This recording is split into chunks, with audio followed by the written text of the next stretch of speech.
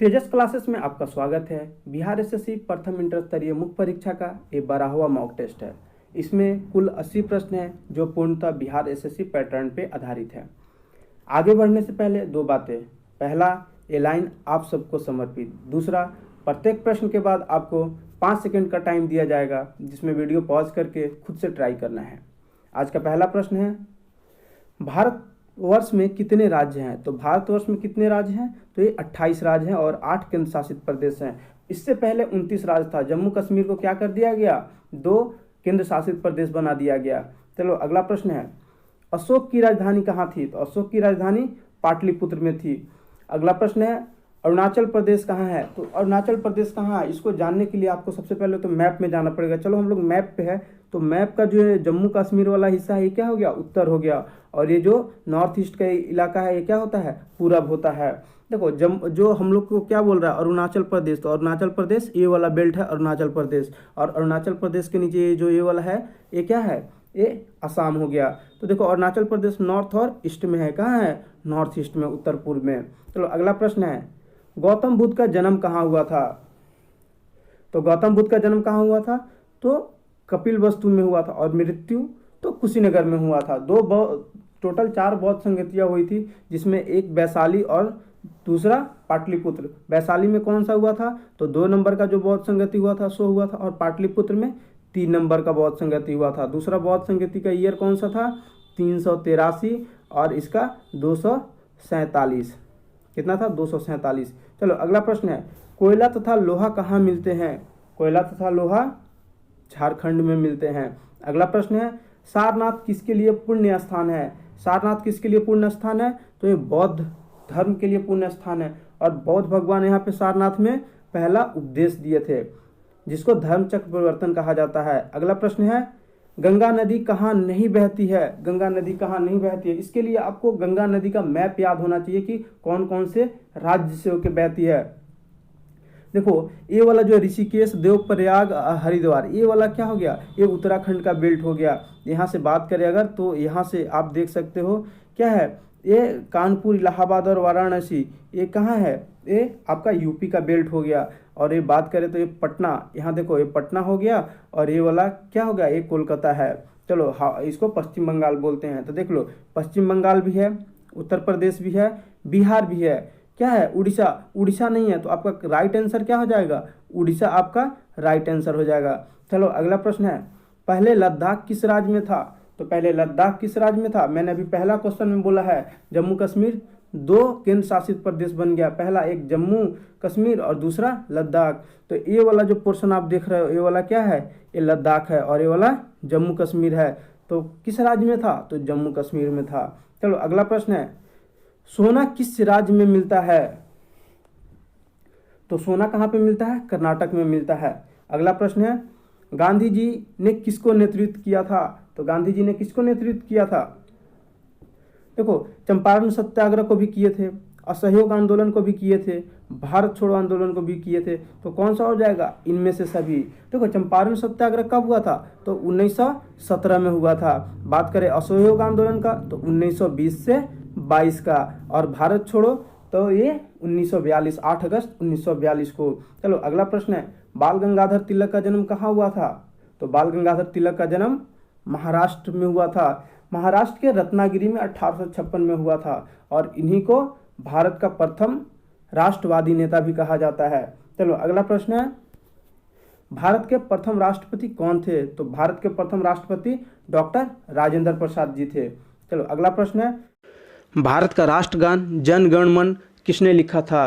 तो भारत का राष्ट्रगान जन गण मन रविंद्रनाथ ठाकुर ने लिखा था। यहीं पे बात करें भारत का राष्ट्रगीत का, तो वंदे मातरम तो बंकिम चंद्र चट्टोपाध्याय। और वंदे मातरम कहाँ से लिया गया है? तो आनंद मठ से। चलो अगला प्रश्न है, बाबू कुंवर सिंह किस युद्ध में लड़े थे? तो बाबू कुंवर सिंह 1857 का विद्रोह में लड़े थे, और बिहार के जगदीशपुर से नेतृत्व किए थे। चलो अगला प्रश्न है, भारत गणराज्य कब बना? तो भारत कब गणराज्य बना? 1950 को। कितना? 26 जनवरी 1950 को, और उसी दिन संविधान को अंगीकृत किया गया था। चलो अगला प्रश्न है, भारत पाकिस्तान युद्ध कब घटित हुआ था? तो भारत पाकिस्तान युद्ध कब घटित हुआ था? तो देखो 1965 और 71 तो आप सब जानते हो। और 1948 में भी। तो क्या हो जाएगा, इनमें से सभी, इन सभी वर्षों में घटित हुआ था। अगला प्रश्न है, पोखरण किसके लिए विख्यात है? तो पोखरण किसके लिए विख्यात है? तो अणु विस्फोट के लिए, अणु विस्फोट के लिए विख्यात है। देखो होता क्या, 18 मई 1974 को हम लोग राजस्थान के जैसलमेर जिले में एक पोखरण जगह है जहाँ पे परमाणु परीक्षण करते हैं। वो कौन सा है? तो वो है स्माइलिंग बुद्धा के नाम से उसको जानते हैं। चलो अगला प्रश्न है, कौन राज्य मधुबनी कला के लिए विख्यात है? तो देखो ये मधुबनी कला का, ये देख लो पेंटिंग्स कितना विख्यात है। तो ये अपना प्यारा बिहार है। चलो अगला प्रश्न है, हिटलर किस देश के थे? हिटलर किस देश के थे? तो ये जर्मनी के थे। चलो इसे मैप से देखते हैं और जो इनके आसपास के जो देश हैं उसको भी हम लोग मैप से देखेंगे। ये हो गया प्यारा सा जर्मनी, ठीक है। अगर बात करें इसके इधर देखो तो क्या है, फ्रांस है, इसके इधर स्पेन है, अगर इसकी इधर देखें तो पोलैंड है। देखो यहाँ पे क्या है, यहाँ पे है इटली। ये जो जूता सा देश है ना, ये जूता सा देश जो दिख रहे हो ये क्या है, ये इटली हो गया। और ऊपर देखो तो नॉर्वे, उसके इधर देखो तो यूनाइटेड किंगडम। तो ऐसे आप जब भी जो भी देश आएगा ना उसको हम लोग मैप से उसके आसपास के जो क्षेत्रफल हैं, चौहद्दी है, उन सबको हम लोग देखेंगे। चलो अगला प्रश्न है, दक्षिणी ध्रुव क्या है? तो दक्षिणी ध्रुव अंटार्कटिक महादेश है। अंटार्कटिक महादेश है जो पूर्णतः क्या है, 4000 मीटर मोटी बर्फ की परत से ढकी हुई है। ये देख लो जब मानव पहली बार कदम रखा था अंटार्कटिका पे। अगला प्रश्न है, कालिदास ने क्या लिखा था? तो कालिदास ने क्या लिखा था? अभिज्ञान शकुंतलम। अभिज्ञान नहीं है, क्या है? अभिज्ञान नहीं है। तो कौन सा वो आदमी है जो उसी डाल पे बैठ के उसी को काट रहा है? तो कालिदास थे। अगला प्रश्न है, कोणार्क मंदिर कहाँ है? तो कोणार्क मंदिर कहाँ है? तो ये उड़ीसा में है। ये देख लो कोणार्क मंदिर, आपको पैसों पे, आपके पैसों के पीछे ये वाला चित्र दिखता होगा। तो कहाँ पे है ये? यही कोणार्क मंदिर है, देख लो यही कोणार्क मंदिर है। कहाँ पे है? उड़ीसा में।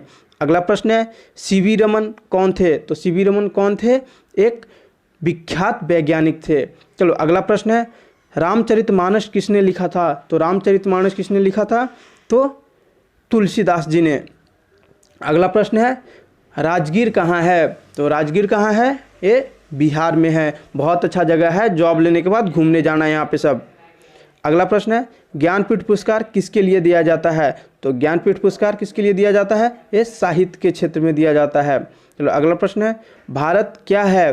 तो भारत क्या है? देखो भारत एक गणराज्य भी है, भारत एक राज्यों का, भारत क्या है? राज्यों का संघ भी है और एक धर्मनिरपेक्ष राज्य भी है। तो क्या हो जाएगा? ऑप्शन डी, इनमें से सभी। चलो अगला प्रश्न है, अमर्त्य सेन को किस लिए नोबेल पुरस्कार दिया गया था? तो अमर्त्य सेन को किस लिए नोबेल पुरस्कार दिया गया था? तो अर्थशास्त्र के लिए। अगला प्रश्न है, जमशेदजी टाटा ने क्या किया था? तो जमशेदजी टाटा आप सबको पता है एक उद्योगपति है। तो क्या किए थे? भारतीय उद्योग को प्रोत्साहित किए थे। अगला प्रश्न है, हज करने के लिए मुस्लिम कहाँ जाते हैं? तो हज करने के लिए मुस्लिम कहाँ जाते हैं? तो यही मक्का जाते हैं। यही मक्का मदीना का एक फोटो है, देखो कहाँ कितने लोग आते हैं और कितना वैभव का केंद्र रहता होगा। चलो अगला प्रश्न है, ओडिसी क्या है? तो ओडिसी क्या है? तो आप देख रहे हो, पिक्चर से देख के आप लोग चोरी कर सकते हो। क्या है? यह एक नृत्य कला है। कहाँ का? तो उड़ीसा का। अगला प्रश्न है, संथाल लोग कहाँ रहते हैं? तो संथाल लोग कहाँ, संथाल कहाँ की जनजाति है? तो ये झारखंड की जनजाति है। चलो अगला प्रश्न है, विश्वनाथन आनंद क्या खेलते हैं? तो विश्वनाथन आनंद ये शतरंज के मास्टर हैं।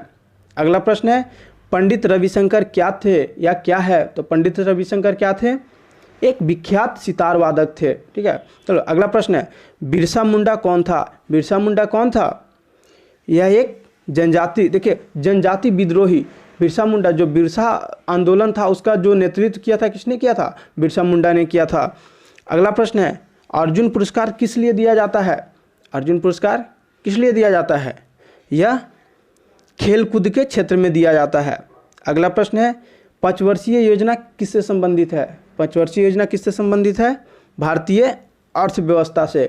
चलो अगला प्रश्न है, मलयालम भाषा ज़्यादातर कहाँ बोला जाता है? मलयालम भाषा कहाँ पे बोला जाता है? तो ये केरला में। मैप में देखते हैं केरला किधर है। तो देखो एक करेला सा जो बना हुआ है ना, एक करेला सा जो राज्य बना हुआ है, यही केरला है। बात करें इस राज्य का, तो ये राज्य क्या है? ये तमिलनाडु है। इसके ऊपर बात करें तो ये कौन सा है? ये कर्नाटका हो गया। और ये वाला राज्य आंध्र प्रदेश हो गया, आंध्र प्रदेश। तो चलो अगला प्रश्न है, संतोष ट्रॉफी किसके लिए दिया जाता है? तो संतोष ट्रॉफी किसके लिए दिया जाता है? ये फुटबॉल के लिए दिया जाता है। आप क्रिकेट खेलने गए थे, बैट बॉल नहीं मिला, सिर्फ बॉल मिल गया, तो क्या बोले, चलो कोई बात नहीं, इसी से संतोष कर लेते हैं। तो सिर्फ बॉल मिला तो सिर्फ बॉल से क्या याद रखना है, फुटबॉल। अगला प्रश्न है, कुतुब मीनार कहाँ है? तो कुतुब मीनार कहाँ है? कुतुब मीनार दिल्ली में है। इंटरेस्टिंग बात क्या है, जो इसका पहला मंजिल था वो किसने बनवाया था? इसका जो ये पहला मंजिल दिख रहा हो ना, इसका पहला मंजिल यहाँ से, ये किसने बनवाया था? तो कुतुबुद्दीन ऐबक ने बनवाया था। ये कौन था कुतुबुद्दीन ऐबक? गुलाम वंश का शासक था, फाउंडर था, संस्थापक था। 1206 से 1210 तक इसने वहाँ पे शासन किया था। बात करें इसका जो अगला 4th फ्लोर है, देखो 1 2 3 और 4, ये किसने बनवाया था? तो ये किसने बनवाया था? तो ये इल्तुतमिश ने बनवाया था। इल्तुतमिश ने इसको क्या किया था? कंप्लीट कराया था इस पूरे स्ट्रक्चर को। होता क्या है, प्राकृतिक आपदा आता है जिसमें क्या है, आखिरी जो ये 5वां मंजिल है क्या होता है, नष्ट हो जाता है। तो फिरोज शाह तुगलक इसका मरम्मत कराता है 5वां मंजिल का। चलो अगला प्रश्न है, चंडीगढ़ कहाँ है? तो चंडीगढ़ कहाँ है? ये हरियाणा में है। और सबसे इंटरेस्टिंग बात क्या है चंडीगढ़, तो ये 3 राज्य बोलो और 1 केंद्र, 2 राज्य बोलो और 1 केंद्र शासित बोलो, टोटल 3 का कैपिटल है। क्या है? एक हो गया हरियाणा, दूसरा हो गया पंजाब, तीसरा हो गया चंडीगढ़। तीनों का क्या है, ये राजधानी है। चलो अगला प्रश्न है, नालंदा क्या था? तो नालंदा क्या था? तो यह एक विश्वविद्यालय था। देख लो कितना वैभव का केंद्र रहा होगा उस समय की बात जब मैं कर रहा हूँ, जब नालंदा विश्वविद्यालय अपने यहाँ फेमस था। और इसको जलाया किसने था? तो बख्तियार खिलजी ने। अगला प्रश्न है, खालसा किस धर्म से संबंधित है? तो खालसा किस धर्म से संबंधित है? तो ये सिख धर्म से संबंधित है। बात करते हैं अगले प्रश्न की। अगला प्रश्न क्या है, निम्न में से किस दिन विश्व पर्यावरण दिवस मनाया जाता है? तो विश्व पर्यावरण दिवस 5 जून को मनाया जाता है। अगला प्रश्न है, भारत में विज्ञान दिवस 28 फरवरी को मनाया जाता है। इस दिन क्या हुआ था? तो रमन प्रभाव इसी दिन प्रकाशित किया गया था। अगला प्रश्न क्या है, आदि मानव ने सर्वप्रथम सीखा। आदि मानव ने सर्वप्रथम क्या सीखा था? तो आदि मानव ने सर्वप्रथम आग जलाना सीखा था। अगला प्रश्न है, सिंधु घाटी सभ्यता के लोग पूजा करते थे। सिंधु घाटी सभ्यता के लोग किसके पूजा करते थे? तो ये पशुपतिनाथ की। देख लो पशुपतिनाथ की ये फोटो है, ठीक है। और इनके दाएं साइड में क्या है, ये देख लो, ये शेर है और ये क्या है, हाथी है। दूसरे तरफ क्या है, ये देख लो, ये गेंडा हो गया और ये भैंस हो गया। और इनके सिर पे 3 क्या है, सिंग है। तो आप लोग को एक प्रश्न आता है, पशुपतिनाथ के दाहिने साइड में क्या था और बाएं साइड में क्या था? तो दाहिने साइड में क्या था, शेर और क्या है, हाथी। दूसरे साइड में गेंडा और भैंस। ऊपर क्या था, 3 सिंग, सर पे 3 सिंग। चलो अगला प्रश्न है, मानव द्वारा सर्वप्रथम उपजाए गए अनाज कौन थे? तो मानव द्वारा सर्वप्रथम उपजाए गए अनाज गेहूं और जौ था। अगला प्रश्न क्या है, सर्वाधिक हल्की गैस है। तो सर्वाधिक हल्की गैस कौन सा है? तो कौन सा है? ये हो जाएगा हाइड्रोजन हो जाएगा। देखो हाइड्रोजन जो गैस है ये आवर्त सारणी का सबसे पहला तत्व है और जो सबसे हल्का भी होता है। चलो अगर मान लीजिए इसका द्रव्यमान का बात किया जाए, इसका द्रव्यमान कितना होता है, 1 AMU होता है। अगला प्रश्न है, नोबेल पुरस्कार संस्थापक अल्फ्रेड नोबेल पैदा हुए थे। तो ये कहाँ पैदा हुए थे? तो ये स्टॉकहोम की राजधानी स्वीडन में पैदा हुए थे। देख लो यही नोबेल प्राइज़ है। सब लोगों को ज़िंदगी में इस चीज़ का ज़रूरत होता है। मान लिए हर लोग को, जो भी बहुत अच्छे काम करते हैं वो सोचते हैं हमें क्या है, नोबेल प्राइज़ मिले। बात करते हैं सन 1900 में क्या होता है, एक फाउंडेशन की स्थापना किया जाता है, उसका नाम क्या रखा जाता है, नोबेल फाउंडेशन समिति। और 1901 में किसमें, तो साहित्य, शांति, रसायन, भौतिकी और चिकित्सा 5 क्षेत्रों में नोबेल प्रदान किया जाने लगा। बात करते हैं सबसे लास्ट में, तो 1900 क्या होता है, 69 में इकोनॉमिक के क्षेत्र में, अर्थशास्त्र के क्षेत्र में भी नोबेल प्राइज़ दिया जाने लगा है।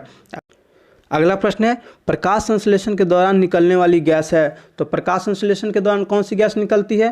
तो इसके लिए चलो, इसके लिए हम लोग को लाइट रिएक्शन देखना पड़ेगा। फोटोसिंथेसिस बोलते हैं जिसको, प्रकाश संश्लेषण का क्रिया बोलते हैं, वो देखना पड़ेगा।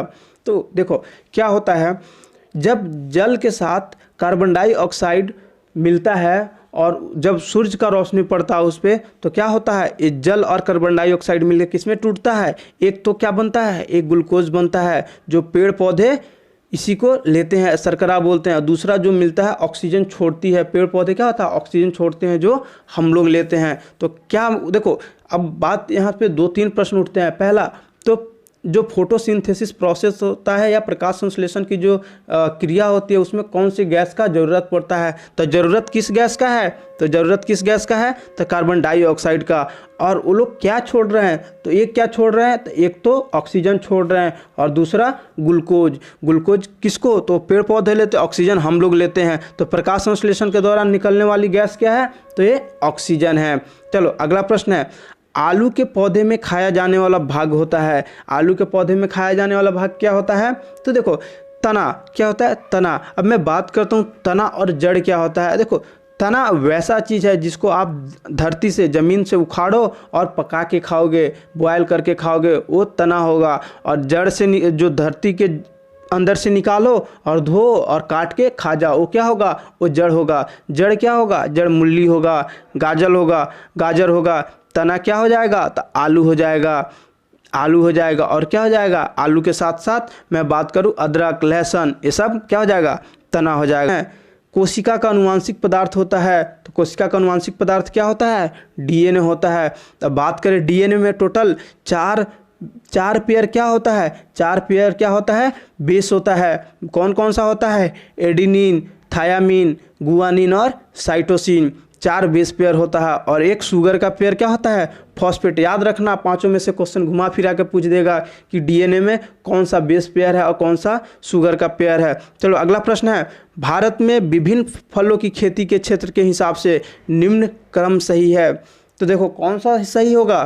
तो आम हो जाएगा, केला हो जाएगा, नींबू हो जाएगा, नींबू प्रजाति और अनानास, ये सही क्रम है। चलो अगला प्रश्न है, निम्न में से किसका वर्गीकरण सजीव यांत्रिक ऊतक के रूप में किया जा सकता है? तो किसका? तो खम्भ मृदुतक जो होता है इसको सजीव यांत्रिक ऊतक के रूप में वर्गीकृत कर सकते हो। चलो अगला प्रश्न है, जो जीव अपना जैव भोजन संश्लेषित करते हैं वे कहलाते हैं, वो क्या कहलाते हैं? स्वपोषी। स्वपोषी कौन होते हैं? जो अपना खाना खुद बनाते हैं। और परपोषी कौन होते हैं? जो अपना खाना तो खुद नहीं बनाते हैं, वो दूसरे के ऊपर निर्भर करते हैं। दूसरा कोई खाना बनाएगा तो उसको वो खाएंगे, वो होते हैं परपोषी। अगला प्रश्न है, किसान एक परम सहायक है। किसान का परम सहायक कौन सा है? तो किसान का परम सहायक केचुआ होता है। चलो अगला प्रश्न है, हैजे के रोगाणु फैलते हैं। हैजे के रोगाणु कैसे फैलते हैं? तो ये घरेलू मक्खी से फैलते हैं। अगला प्रश्न है, निम्न वृक्ष की छाल से कुनैन उपलब्ध होता है। चलो मैं दे दिया, आप लोग गेस करो कौन सा पेड़ होता है? तो होता है सिनकोना। देखो यही पेड़ है वो सिनकोना। सिनकोना के छाल से कुनैन प्राप्त होता है। चलो अगला प्रश्न है, निम्न में से कौन अमीबिक पेचिस पैदा करता है? अमीबिक पेचिस कौन पैदा करता है? तो अमीबिक पेचिस एंट अमीबा हिस्टोलिका, ये पैदा करते हैं। अगला प्रश्न है, निम्न में से कौन बच्चों को जन्म देता है? बच्चों को कौन जन्म देता है? तो यह है शशक। शशक क्या है? बच्चों का जन्म देता है। चलो अगला प्रश्न है, सबसे ऊंचा सजीव वृक्ष है। सबसे ऊंचा सजीव वृक्ष क्या है? तो देख लो ये यूकेलिप्टस होता है। मैंने यहाँ पे डाल रखा है फोटो, आप लोग इसको आइडेंटिफाई करना, फोटो के थ्रू देखना, ठीक है? सबसे ऊंचा सजीव वृक्ष होता है। अगला प्रश्न है, इंसुलिन उत्पादन की कमी से निम्न रोग होता है। कौन सा रोग होता है? ये होता है मधुमेह, जिसको डायबिटीज या चीनी का बीमारी बोलते हो। चलो अगला प्रश्न है, निम्न में से कौन सा प्राणी अब भारत में लुप्त हो चुका है? कौन सा प्राणी भारत में लुप्त हो चुका है? तो क्या है? चीता। अगला प्रश्न है, मनुष्य की त्वचा सूर्य के प्रकाश में निम्न में से कौन सा विटामिन बनाती है? सूर्य के प्रकाश से हमें कौन सा विटामिन मिलता है? तो हो जाएगा विटामिन डी। और विटामिन डी का जो रासायनिक नाम होता है वो क्या होता है? इसका रासायनिक नाम होता है कोलेकैल्सिफेरॉल, ठीक है? और बात करें विटामिन सी का, तो इसका क्या होता है? एस्कॉर्बिक एसिड, और इससे जो होने वाला बीमारी होता है स्कर्वी होता है। B12 का बात करें तो साइनोकोबाल्टिन होता है, और इससे जो बीमारी होता है वो कौन सा होता है? Pernicious anaemia. बात करें विटामिन के का, तो विटामिन के का 2 नाम होता है, फैलोक्विनोन और नेफ्थोक्विनोन। क्या हो गया? 2 रासायनिक नाम हो गया, फैलोक्विनोन और नेफ्थोक्विनोन। इससे क्या होता है? जो इससे होने वाला बीमारी क्या होता है? और देखो इससे ब्लीडिंग डेथनेस होता है, यानी अगर ये इस विटामिन का कमी हो गया ना, कहीं कट भी जाएगा तो खून तब तक गिरते रहेगा जब तक तुम्हारी मौत ना हो जाए। अगला प्रश्न है, एक अणु में 9 इलेक्ट्रॉन, 9 प्रोटॉन तथा देखो 9 इलेक्ट्रॉन 9 प्रोटॉन और 10 न्यूट्रॉन है, उसकी द्रव्यमान संख्या क्या होगी? तो देखो द्रव्यमान संख्या बराबर क्या होता है? Proton plus neutron. तो प्रोटॉन कितना है? 9 है, न्यूट्रॉन कितना है? 10 है, तो कितना हो जाएगा? 9 और 10 19। चलो मैंने इसको सोल्व कर दिया, ठीक है। अगर आप लोगों को दिक्कत होता है तो इसको देख के एक बार कर लेना, इसको देख के एक बार कर लेना। देखो इलेक्ट्रॉन कितना है? 9 है, प्रोटॉन कितना है? 9 है, न्यूट्रॉन कितना है? 10 है, तो प्रोटॉन और न्यूट्रॉन कितना हो जाएगा? 19। यही तो हमारा द्रव्यमान संख्या होता है। अगला प्रश्न है, एक अणु के न्यूक्लियस में हो सकते हैं, अणु के न्यूक्लियस में क्या होते हैं? प्रोटॉन और न्यूट्रॉन होते हैं। तो एक में प्रोटॉन है, 2 में न्यूट्रॉन है, क्या हो जाएगा? 1 और 2। अगला प्रश्न है, जब एक लाल फूल को हरे कांच से देखा जाए तो वह प्रतीत होता है। लाल फूल को हरे कांच से देखोगे तो कैसा प्रतीत होगा? तो वह हो जाएगा पीला। अगला प्रश्न है, काला विवर नाम इसलिए दिया गया कि, काला विवर किस लिए नाम दिया गया? इसका गुरुत्व इतना अधिक होता है कि यह प्रकाश तक को अंतरिक्ष प्रसारित होने से रोकता है, ठीक है, इसलिए इसका नाम काला विवर दिया गया है। चलो अगला प्रश्न है, एक अणु पर उच्च ऊर्जा विकिरण पड़ने से एक या अधिक इलेक्ट्रॉनों के अपनयन को कहते हैं, तो इसको क्या बोलते हैं? तो इसको बोलते हैं आयनीकरण। चलो अगला प्रश्न है, यदि वायुमंडल ना होता तो धरती की सतह का औसतन तापमान क्या होता? अधिक हो जाता। क्यों अधिक हो जाता? देखो अगर वायुमंडल ना होता तो सूर्य का प्रकाश क्या होता? डायरेक्ट पृथ्वी पे पड़ता, और सूर्य का प्रकाश पड़ते जाता क्या होता? सूर्य जो औसतन तापमान धरती का रहता है वो क्या हो जाता? बढ़ते जाता। चलो अगला प्रश्न है, निम्न प्रकार की विकिरण से अधिकतम तरंग दैर्ध्य का चयन करें। तो देखो इसमें सबसे ज़्यादा तरंग दैर्ध्य किसका होता है? लाल प्रकाश का होता है।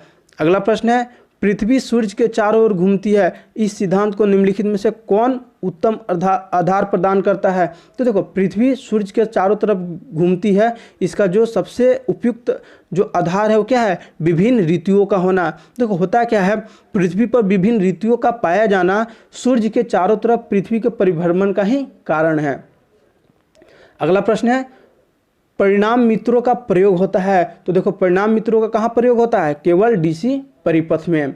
अगला प्रश्न है, ब्राउनी गति को निम्नलिखित में से कौन सा कथन निर्देशित करता है? चलो मैं ब्राउनी गति का परिभाषा बताता हूँ। क्या होता है? द्रव में सूक्ष्म कणों की रैंडम मोशन ब्राउनी गति कहलाती है। द्रव में सूक्ष्म कणों की रैंडम मोशन ही ब्राउनी गति कहलाती है। तो देखो क्या है? द्रव में सूक्ष्म कणों की यादृच्छिक गति, इसी को रैंडम, मतलब समझो रैंडम मोशन, यादृच्छिक गति को ही रैंडम मोशन बोलते हैं। इसको क्या बोलते हैं? द्रव, इसी को बोलते हैं ब्राउनी। ब्राउनी का जो नियम है, ब्राउनी का गति का नियम क्या होता है? द्रव में सूक्ष्म कणों की रैंडम मोशन ब्राउनी गति कहलाती है। Option C is the right answer. अगला प्रश्न है, किरणें वास्तव में है, किरणें वास्तव में क्या होते हैं? किरणें वास्तव में रेडियोधर्मी न्यूक्लियस द्वारा उत्सर्जित इलेक्ट्रॉन होते हैं। अगला प्रश्न है, एक घर में लगे 2 बल्बों में से एक दूसरे से तेज रोशनी देता है, दोनों में से किसका प्रतिरोध अधिक है? देखो जिसका प्रतिरोध अधिक होगा वही तेज रोशनी देगा। क्या होगा? जिसका प्रतिरोध, जिसका रेसिस्टेंस ज़्यादा होगा वो ज़्यादा तेज रोशनी देगा। क्या हो जाएगा? चमकीला बल्ब का। अगला प्रश्न है, एक ऊंची क्षमता वाली बिजली का तार पर एक पक्षी बैठा है, तो क्या होगा? पक्षी क्या होगा? वह अप्रभावित रहेगा, उसको कोई करंट नहीं लगेगा, यानी वह अप्रभावित रहेगा। अगला प्रश्न है, अस्थायी चुंबक बनाने के लिए प्रयुक्त धातु है। अस्थायी चुंबक बनाने के लिए कौन सा प्रयुक्त धातु है? तो इस्पात का प्रयोग करते हैं। आज के लिए इतना ही, ठीक है। कल हम लोग मॉक टेस्ट 13 देखेंगे। आप लोग ऐसे ही चैनल पे विजिट करते रहो। Thanks for watching.